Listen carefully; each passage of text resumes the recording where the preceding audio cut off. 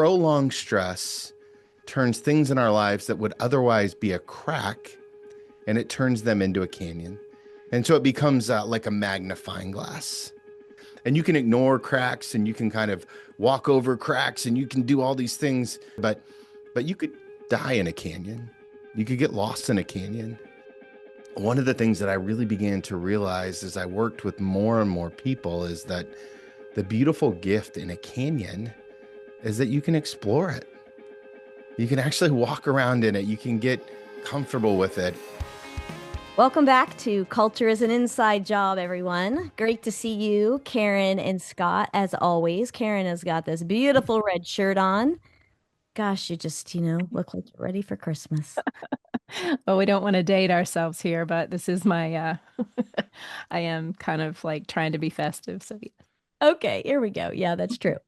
And we have an amazing guest with us this morning, today. His name is Tony Miltenberger. And Tony is, first of all, welcome, Tony. Welcome, and thank you for joining us. Thank you so much. It's an honor to be here. I'm excited. I've been watching some episodes on YouTube. You guys are pros. I love it. Awesome. So Scott and I both have known Tony for a while. Scott, when did you meet Tony? In my office. Tony came in and we sat down and we didn't know each other. And in the first 5 minutes, we made a decision that we shouldn't be allowed in the same room together. Agreed. It was just like crazy. Did a thankful Thursday when he walked out of the office, and it was an incredible experience. And he's just a dear friend. Isn't it funny how sometimes you just connect like that? Yeah. And then I actually met Tony. My dad passed in 2019, and my brother Todd is good friends with Tony. And so we invited Tony to really, speak at my dad's celebration of life, or whatever you want to call it. And Tony did an amazing job. And so I got to meet him then, but then got to know him better over the last few years. Tony is now a certified iPet coach, like Woo-hoo. Karen and I. So, woohoo! Welcome to the club. Cheers, woohoo! Yes, he is. He is an author. He is a speaker. He is a pastor, and just can't say enough great things about you. So, with that, Tony, we, as you know, right, like, this is Culture is an Inside Job. This is our podcast. And so when we were thinking of different guests to bring on, you, of course, came to mind for both Scott and I. And I think part of that is just because who you are as a person, but also because of your book, and Wisdom in the Wound.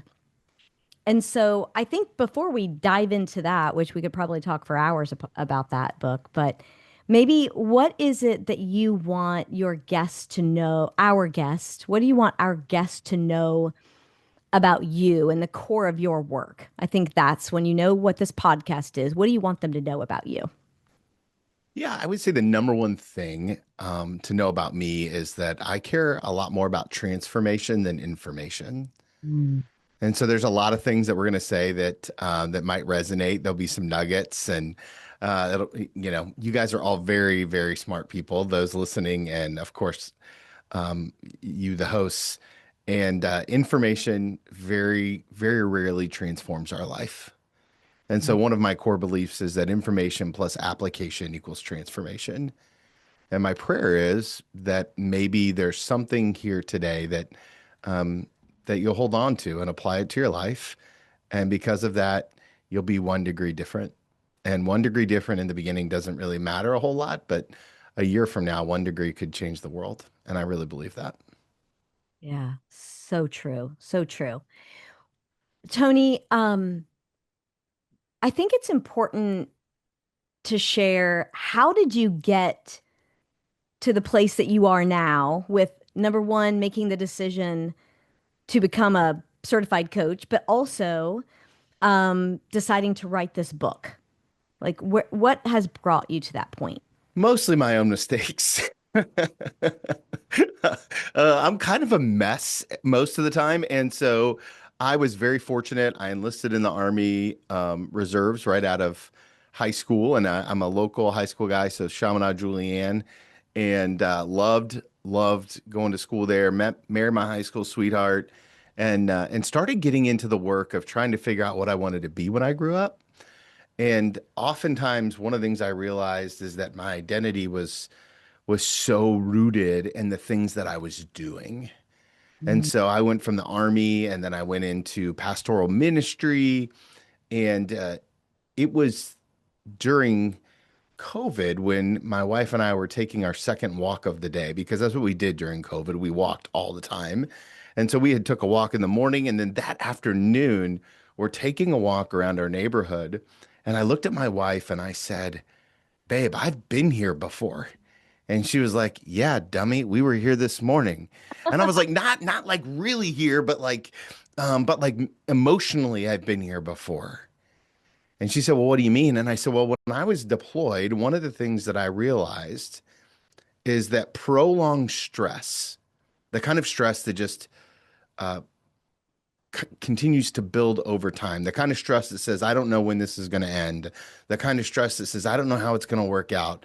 Prolonged stress turns things in our lives that would otherwise be a crack, and it turns them into a canyon. And so it becomes like a magnifying glass. And so prolonged stress magnifies the cracks and turns them into canyons. And you can ignore cracks, and you can kind of walk over cracks, and you can do all these things to just pretend like the crack isn't there. But you could die in a canyon. You could get lost in a canyon. And one of the things that I really began to realize as I worked with more and more people is that the beautiful gift in a canyon is that you can explore it.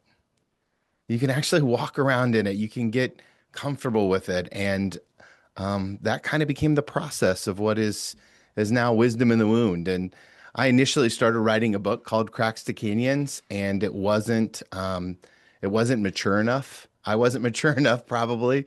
And that was a beautiful process, a multi-year process of eventually then getting to what we have today, which is this realization in my own life, and maybe in yours as well, that wisdom isn't the absence of wounding, but rather the intimacy with it that really changes us. Say that again. Wisdom isn't the absence of wounding, but the intimacy with it.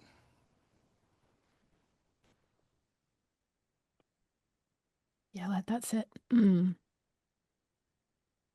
Yeah. What comes up for you, Scott or Karen? I think it's like, even in the book, Culture is an Inside Job, it has very little to do. I shouldn't say very little, but it's more about individual culture. And it really is based on, at least, and Tony, your story and my story aren't very far apart. Matter of fact, most of our stories aren't very, very, very far apart. No. And most of our stories, sadly, is based on an identity that was falsely created. And sometimes they're falsely created by humanity, by maybe a poor parent or maybe a spouse or somebody. But mostly they're created by really bad self-talk that we have within ourselves. And then, like, even in your book, the wounds that we create, and sometimes, sadly, they're created by other people, but sometimes we create our own wounds. And then when we open those wounds up, and like what you said, you walk around and there's a lot of self-discovery, and it's lonely and it's dark, but gosh, there's so much beauty. There's so much beauty in just that self-discovery. And even, Tony is like, even going back, and, I got to meet the 8-year-old little Scott, and I liked 8-year-old Scott. He was a pretty good guy. And I got to go back and meet him, and I got to maybe sit down next to him and say, who'd you want to be? And that was a beautiful part of my life. And so if you're listening out there and, you don't feel good about who you are, to think about that place when you were little that you did like yourself, and go back and sit with that little tiger. That person's still there. it's still there. And like Tony said too, it's not a crack, it's a canyon. If you're brave enough to go in there, some cool stuff can happen if you're brave enough to go deep into it. And so your book's beautiful, man. It is beautiful. But you got to be brave. You got to be brave to read it. And so I encourage people to look at it. So thanks for sharing. That was a long answer to a short question, Wendy. No, I love it. Welcome to Culture's an Inside Job. Welcome. Yeah, Karen, anything for you? You left me speechless. I would first say just ditto, but I love the reframe. I love the ability to look at this as a gift rather than, a curse, right? Yeah, one of the unique things that I realized in the study of all of this is I tend to approach things from a scientific viewpoint, but also a theological viewpoint. From scientifically, some people would call this like little t trauma, the wounding that I'm talking about. It's the kind of wounding that doesn't happen on purpose. It's not malice and intent. And so I haven't met anyone that doesn't have it. And so somewhere between the ages of 4 and 12, we pick up a lens that becomes our little t trauma, our kind of like our core wound. Now, theologically, if you prescribe to a faith that kind of aligns with Christianity, we would call that the epistemic consequence of sin, which really is just a really fancy way to say, hey, the world is broken, and here's the actual handles that go with the brokenness. Like, I haven't met anyone who doesn't say the world is broken, and I get to speak to rooms all over the world, and everyone's like, yeah, the world is broken. We all get it, but what's the consequence of that brokenness? And what I kind of try to assert in the writing is that the consequence is that we all have this wound, and that wound becomes a lens. But because of the nature of the human mentality of God's redemption, if you believe in that, then on the other side of your wound is almost always your greatest gift. And so then what happens is when we get to that reframing part, Karen, like you said, is there's this beautiful thing where all of a sudden you can begin to say, man, I'm so thankful for my wound because it gives me the ability to use my gift. And so now, Scott, much like you said, 10-year-old Tony is who I talk about a lot. And 10-year-old Tony had a really hard time being seen. My parents had unplanned twins when I was 4, and then ended up getting divorced and remarried later on. And those unplanned twins put me from being the youngest to the middle and changed our lives in the best way. I love my brother and sister. Wouldn't want them to be anywhere else in the world than where they are now. And also as a young little boy, I just felt like I didn't matter anymore. Now, that wasn't anybody's fault. Like, nobody did that to me. I wasn't a victim of any of that stuff. It's just the brokenness of the world played out in my life in that way. And what I found is through hundreds of hours of pastoral counseling and executive coaching and even my own counseling with my own psychologist, like, everybody's got one, like everybody's got it. And so just the wisest people learn to let the feelings in the car, but don't let them drive. Mm-hmm. We got to manage it all, right? Yeah. Protect it. Tony, I'm so glad that you brought that up because, actually recently, and I'm not going to mention any names, but somebody very close to me had said, I was just talking about how aware I am of my inner critics and gremlins and, all the things. And they were like, oh, I don't even go there. Like, I'm not even opening that can of worms. Like, why would I do that? Right. And they're quite a bit, they're like 8 years younger than me. I'm like, I'll be here when you need to call me, when you discover that. But I think it's so true because I do think, right. And I say this to, those that I do one-on-one work with and in workshops and so forth. Like, this isn't work that just anybody will do because it is hard work, right? But what I'm curious about from your perspective is when you think about leadership, and culture. Talk a little bit more about why this work is so important. Yeah, I mean, I think practically, right? If you want to get into a business practicality of it, an ROI, people don't leave jobs very often because of the job or the pay. And Scott, you talk a little bit about this in your book. They leave because of the leaders. And so when a leader is having all of these reactions, when a leader comes in and blows their top, when he or she just doesn't handle it with class or grace, then what ends up happening is people get alienated and it costs time and money. And so I always encourage the best leaders to lean into this idea of let's not lean in or give permission to have an emotional reaction. Let's have an intentional response. Mm. And an intentional response is saying, wow, I'm having all of these feelings because you're human. Even if you're a great leader, you're human. And so you're going to have feelings. But feelings are just meant to be felt. They're decision points. They're not decision makers. Now, I don't want you to ignore your feelings. I want you to have them. And I used to, I still tell some of my coaching clients that if you're having a meeting with somebody who kind of like fires you up, somebody who bumps up against your wound, then you need to schedule time afterwards so that you can have a feeling dump, right? You need to have a little time. My counselor said there was one person I was working at as a executive director of a nonprofit. And there was one particular guy who just loved to question my integrity about the finances. And I wasn't really that great with that stuff, but I was protected and I knew I was operating with integrity. And this guy would come in and he would pepper me with questions. And he wasn't unfair in the questions. Like it wasn't like he was doing something wrong or malicious. His wound was that he just didn't trust people in leadership. My wound is I didn't like not feeling like I was seen or that I mattered. And so he would come in and he'd pepper me with all these questions. And I would then, the rest of the day, if you came into my office, there was a good chance I was going to bite your head off. And I was going to be like, just like not be me. And my counselor and I kind of came up with a plan, which is a 30-minute feeling session after he left. And so he'd get on my calendar and then immediately I'd schedule a 30-minute buffer.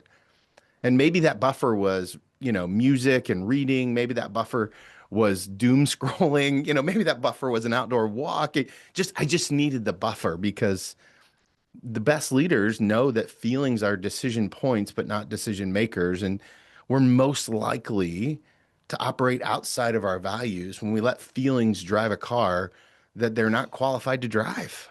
Mm-hmm. I heard a quote the other day, Tony. This is what comes up for me is, I'm only one thought away from a new feeling. Mm. And that's what that reminds me of, right? Like you're so right. Like when we feel the feelings, especially those of us that are big feelers like myself, when you're in the middle of it, you feel like it's not going to change, and it's such a deep feeling, whether it's joy or whether it's pain or whatever it is, right? But when we can realize exactly what you said, that like we are in control of those feelings, even when we don't think that we are, we're only one thought away from a new feeling. Yeah. I think that if you remember that learning circle too at MB, it was observe, reflect, and discuss. Yeah. And if we stay in that right side of the circle, then it's that phrase where your brain's like a bad neighborhood and you shouldn't be there alone. And you just waffle in that side. And then that's when you just lie to yourself. But Tony, and you said this, you go to the other side and you discuss that with another human being. You get those lies out of your head, right? You get them in somebody else's noggin. And there's just so much peace in that. And it's so healthy to get that gunk, especially to make sure. And then this is the worst thing, and I see this all the time, is when people can't handle conflict and they don't know how to address conflict. Then what happens is their spouse and their kids pay the price of that because they can't handle it at work. And then their 5-year-olds get blistered by mom or dad. because their mom or dad can't handle conflict because they're never taught how to do it. And the kid's just like, what in the world did I do? And the kid did nothing wrong.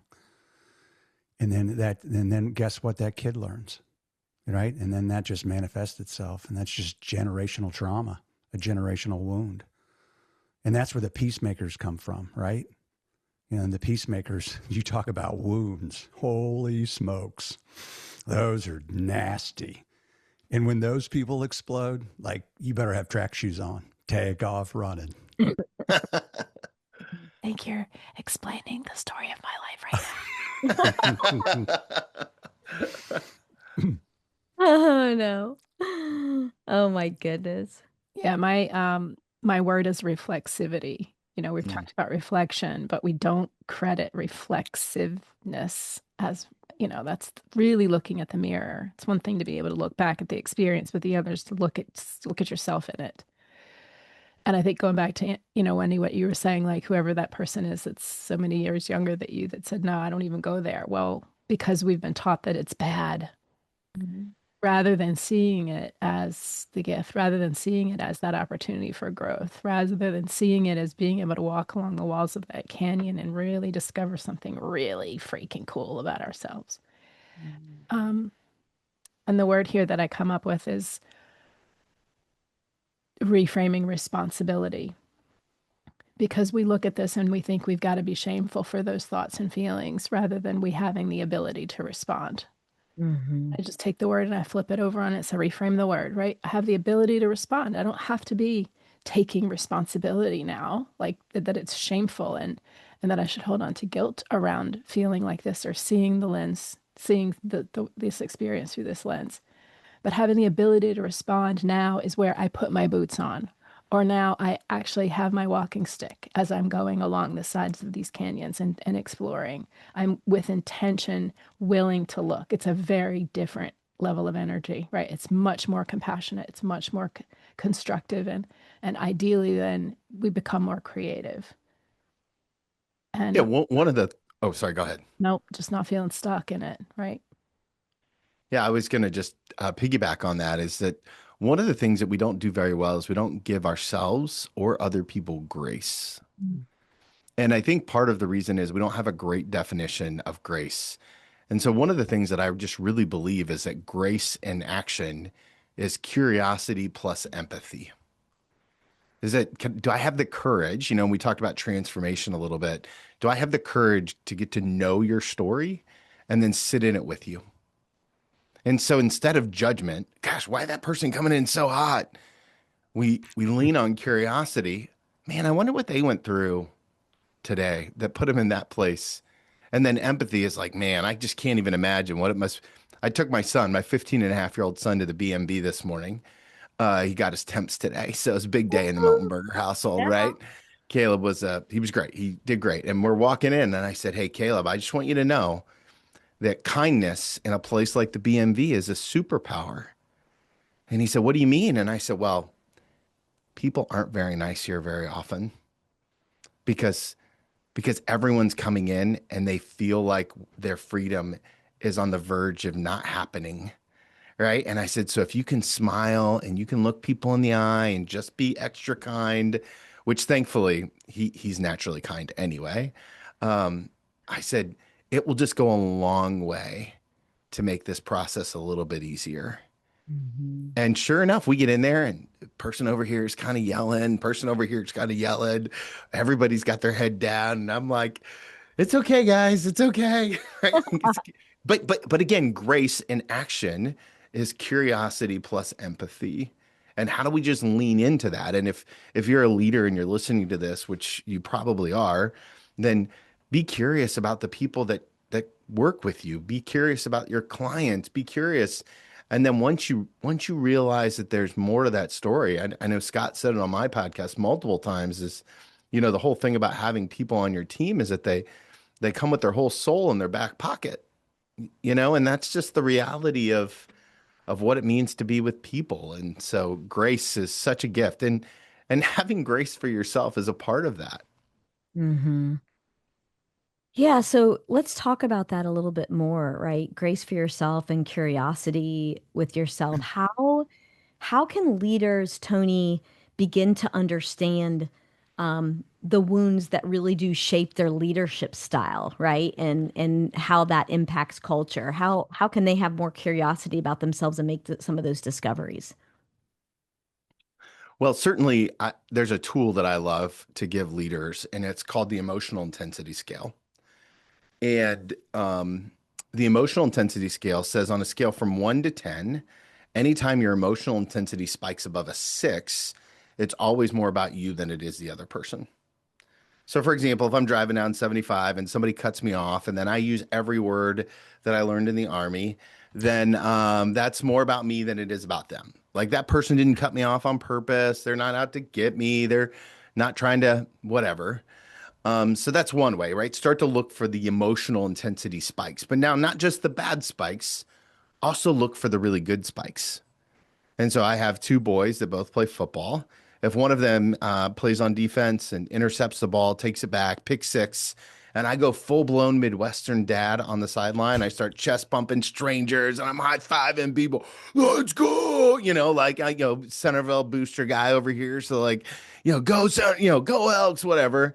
That same way that the person cut me off is the same way that I'm responding when my son scores. And neither of those responses are bad or good. They're just data points. Mm-hmm. And so my wound is that I want to be seen. So when he cuts me off, what happens? I don't feel seen or safe. When my son scores, what happens? I feel like I'm seen. I did that. That's my DNA over there. Right. And those are the moments that are just really good data points. And so if you were like, I want to get better at knowing where I am, track the times in your life for the next week. And this is, if you're listening to this and it's around the holiday season like it is as we record it, it's a great time to track emotional spikes. Because when that one family member walks in your house and you immediately go, ooh, that's a spike. You need to pay attention to that. Like, wake up, pay attention. Emotional spikes are your body's way of saying, I'm having very strong feelings. And so the best leaders will take the time to kind of plot them. When did this happen? What's the reoccurring? The other thing that I love to tell people to do is to get with some friends that they really trust and ask them this question. What's it like to be on the other side of me? Mm. And you can start asking that question and all of a sudden things will really shift. And it's pretty, clarity is such a gift. Brene Brown says clarity is kindness. And so when you can get really clear about who you are, you're being really kind with yourself. I think that she's obviously, I think she's brilliant. One of the things that I love that she's, her work around values, that's kind of where my jam is as well. And I see it from this perspective, like when we don't have really strong alliance and, alignment with our values, we begin to wobble. And when we really are very clear and we're using our values as our navigational tool to be able to help us navigate through really challenging times and make difficult decisions, or any decision really for that matter, then we kind of have, this is our guardrails, right? Things get a little less wobbly. I love your emotional intensity scale. I'm definitely going to start using that. And I love the reference of it's not good or bad. And it can be just as much those highs as it is those lows, right? Just being aware and recognizing that the minute that we're in these spikes, what is the data, right? Just be curious. No judgment, just curious, right? Yeah, so often when, we do this kind of work with people and they're like, okay, that's great, right? So I discovered, my wound, now what do I do about it? I think we sell it's, how do I say this? Like we sell it short, the fact that just the awareness of it in itself is helping you, right? Just by being aware of when it shows up for you. And that's why I too, Tony, love that scale, because that just hits you right in the face. Like, oh, anything over a 6, like that's about me. What? Right. So, It is such a gift. And it is so simple, yet not easy, if you know what I mean, right? Because it requires to look back in the mirror. Well, that's that place of being comfortable with being reflexive, right? Like if we saw ourselves as not making mistakes and that we can't possibly fail, right? We're only ever always learning. Then why would we not want to hold the mirror? Why would we not want to be reflexive? Why do we see this chasm of greatness as such a place of fear, right? I see so many people that are so afraid of this. Mm-hmm. They're terrified. Mm-hmm. Like I might have said this before, but I got a note on social media, and I think I told you this. It said, like, I never knew you were so sad. Did I tell you this story? I don't remember that. And I was like, what? And I'm like, oh, so I'm like, no, I throw this stuff out there because that's where I was. That's what I thought. And I know someone's there because I was there. Mm-hmm. And so I just want to throw that out there to let people know that that's just okay. Because like what Tony found too, is like I found redemption and restoration in my brokenness. It was the worst day of my life and the best day of my life at the same time. Wow, those growth rings are amazing, right? Like, yeah, and then 10 times. The fear of like I don't want to go there. It's just like, well, like you know what the cost that like it's costing you so much not to go there. Mm-hmm. It's costing your soul, and like even what you said too, Tony, is like you were made for a purpose. And that purpose can't come alive until you can figure that out. When you figure that out, oh, man, life's just, I mean, I've had the worst year of my life, no question about it. And guess what? Life's pretty good. You still have joy, right? Life's pretty good. It's not that bad. And like Tony, people look at you and I like, gosh, these two guys are like Tigger. Like these guys don't have any problems. Guess what? I got a lot of problems. I get depressed. I get sad. I cry. All of those things. But at the end of the day, I have a great relationship with myself. I have a great relationship with God. And I have great people and great friends. And I know who I am deep down. And that took a lot of hard work. And I wouldn't change any of it. Well, and the other part to that is that you're still working. Right. Yeah. It doesn't stop. Right. Like, people are always like, how do you get into this? And I'm like, well, it starts in the morning. It starts with a good night's sleep. Right. Like there's a set of dominoes. Right. And I come from the recovery background as I realize a lot of things about myself, and having a good morning program changes the way I show up. And as my seasons change, so does my morning program. Like this year was a really intense year for me work wise with the book and some other things. And so I had to make some adjustments. Like I had to push back that first client meeting because I can, right? That's a gift, but I didn't push back my first meeting till 9 so that I could make sure that I spend some time with my wife in the morning on a morning walk. Mm-hmm. And so, one of the things that I just really believe in, and I say all the time, is that if you're not dedicated to your disciplines, you'll be destroyed by your distractions. Tony, I come from that recovery background. Right. Too. Have you ever prayed like instead of like getting on your knees, you've ever prayed like in bed, like while you're laying there? Just all out the of time. Laziness. Just out of laziness. Yeah. I'm like, man, I know I should get up and do this, but I'm too tired. I'm just going to do it laying here. Mm-hmm. I'm just like, come on, Scott. God's looking at you. He knows all that stuff anyway. You're too tired to get up. That's so funny. All right. Thanks for admitting that. Well, I just think that nobody who's listening to this podcast is thinking, man, today's the day that I want to ruin my marriage. Yeah. Like no one's going, today's the day that I want to lose my job. Today's the day that I want to alienate my kids for the next decade. Instead, what we do is we just start letting ourselves get distracted by the things in our life that are having an emotional spike in who we are. And so that's when we start to let the feelings drive the car. I just, we stopped, Yeah, I do marriage coaching all the time, and people don't fall in and out of love. They fall in and out of commitment. But it's not commitment to monogamy. That's actually pretty easy. Commitment to the disciplines of what it takes to be married, commitment to dating, commitment to discussion, commitment to all of those kind of things. It's like, wow, like all of a sudden I just woke up one day and I just didn't realize who I was or what I was doing. And I think it just happens to more people than we recognize, and probably just, in any given season of our lives, we're just a couple of distractions away from being in a place that isn't going to serve us well. Well said. Mm-hmm. Well said. Yeah. Tony, how did you facing your wounds, right, help you become, a more authentic leader in your journey? I'll say that the number one thing it did is it lowered my judgment of other people.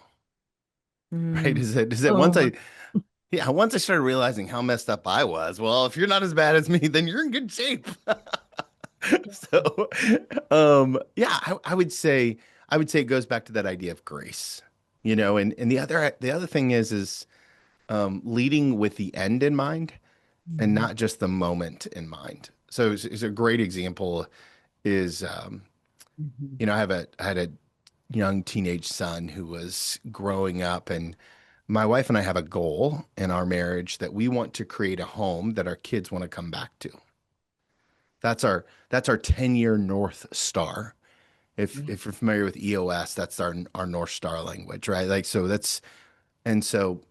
once my oldest son got to be about 16 or 17, I started to realize he's not me. And that created some problems for both of us. And so one of the things that we started to do is to create these things called amnesty dinners. And at an amnesty dinner, you can tell me anything you want and not get in trouble. Because again, I'm not parenting for the outcome. I'm parenting for the relationship. Long term. Right? Mm-hmm. Yeah, the long term, the 10-year, the North Star. And the same thing is true in your work is like, are you just what's the most important thing that you're leading for? And are the activities that you're leading for helping you get there or not?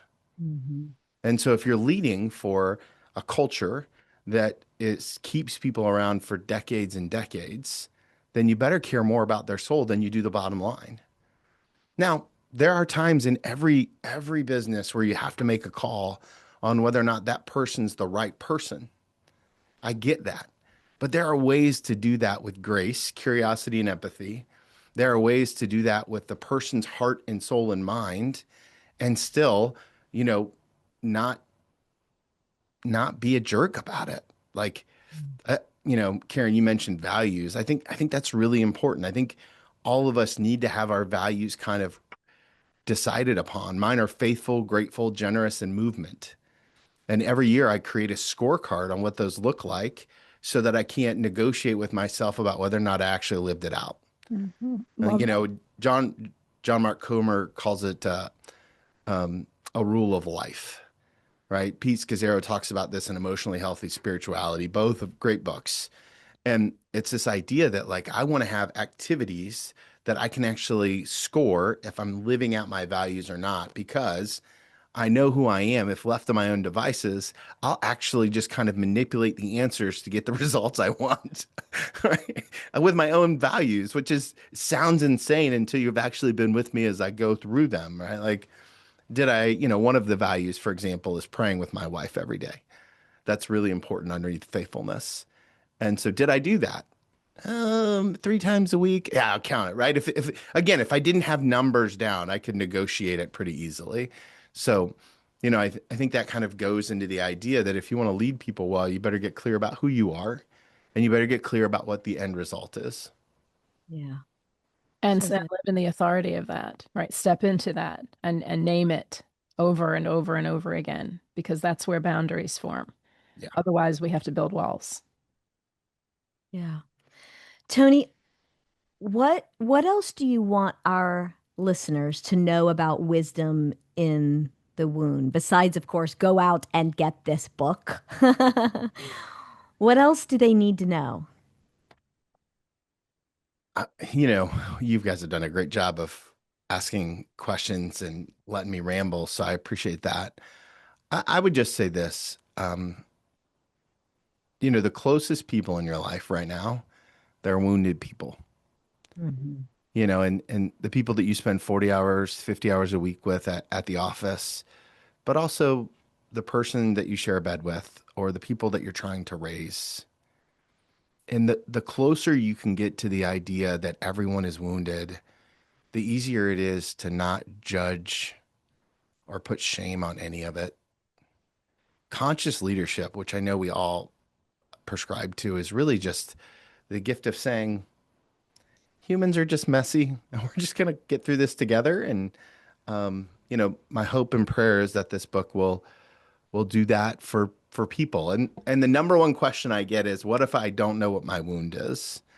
And so we actually created a tool for people to use. It's called EI Scale, the Emotional Intensity Scale. We just call it eiscale.com. And there's some long form questions that you can take there, and it will help you get a handle around your wounding and give you some words. It's just a starting place.